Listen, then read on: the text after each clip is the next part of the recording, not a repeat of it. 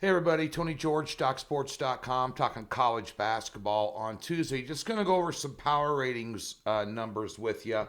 Also, chime in the comment section, thinking about doing a live chat on Friday right here on this page. Just to shoot, a bunch of guys drinking beers, taking piss over a fence post, talking, I don't know, NFL, college football, college basketball, what your thoughts are for the weekend, that sort of thing. What do you think about that? Yes or no? Do that around, say, noon Pacific.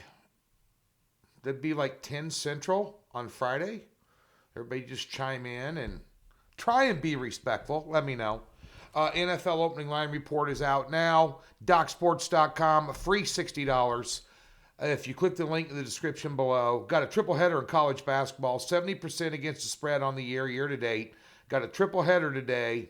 Love this card. Two sides and a total. Get on it. Let's talk about, early season power ratings. And we're just going to go over some games here. Champions Classic. We'll talk about that. Even though you all use and I use various sets of power ratings along with my own,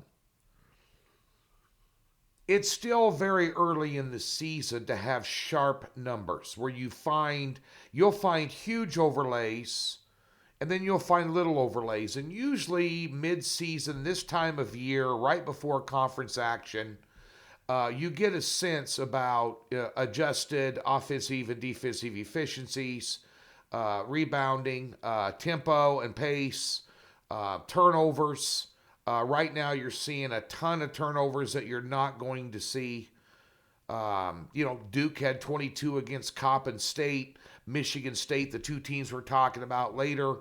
They had 30 turnovers in their first two games. They're missing Winston at guard, the guy they had there for 4 years. Now they're breaking in a new point guard at Michigan State. And they're getting points off turnovers. And when you have a lot of turnovers, it affects, the scoring, the totals plays, because they're getting easy buckets off turnovers, and added possessions and, points per possession, because those are usually high percentage shots. They're running down doing layups or shooting 8-footers. So you can't put a lot of emphasis right now on overlays against the spread when it comes to college basketball.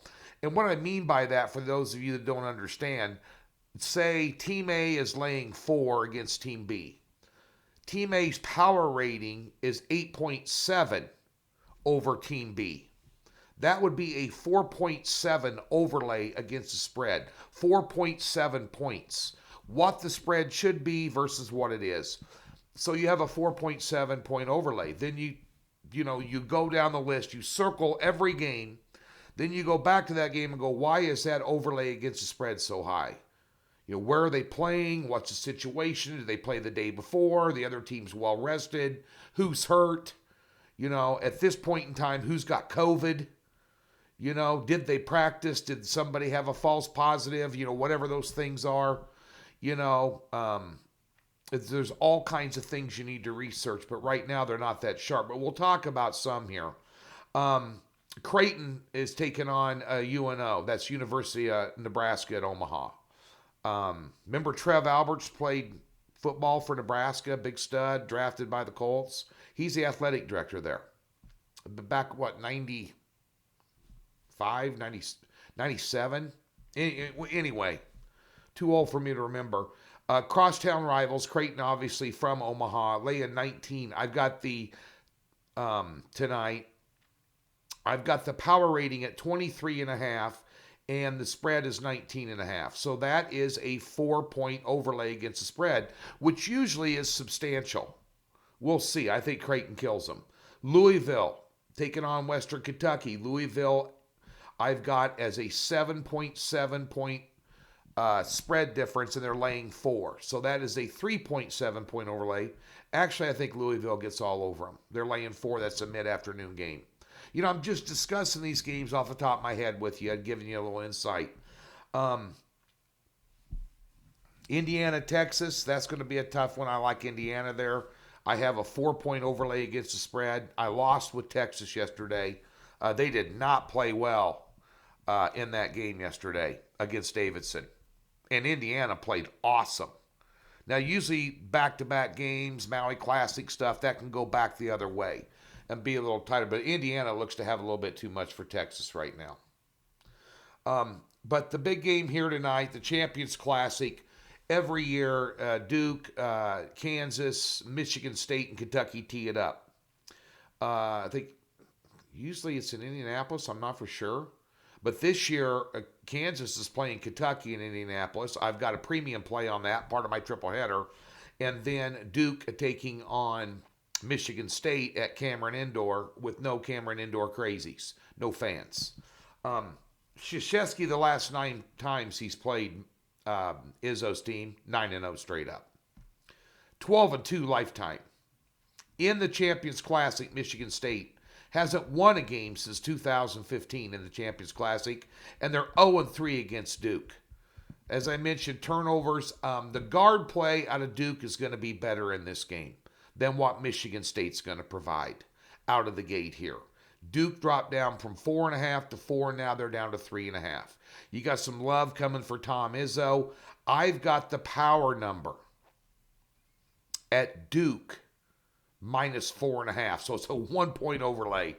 I just got a feeling, although Cameron Indoor Arena is not going to provide a 3 or 4 point home court advantage because of no fans being in there, I think it makes a difference playing at home, and I think Duke gets over.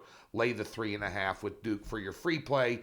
Back at you on Wednesday with another free pick. Triple header at Docs. Go get paid. Also tomorrow, myself and Indian Cowboy doing the Week 13 NFL Picks and Previews show on a day where we're watching an NFL game as Baltimore-Pittsburgh has once again been moved another day, and now it looks like they're going to have Jackson back and both their running backs back for Baltimore. So 12:30, Pacific Standard Time game on a Wednesday in the NFL between two really good teams. Why not? Go to the sports book, throw back a few. I'll put it out for free. Let's see what the line adjusts to, and then we'll talk about it on Wednesday. Best of luck today.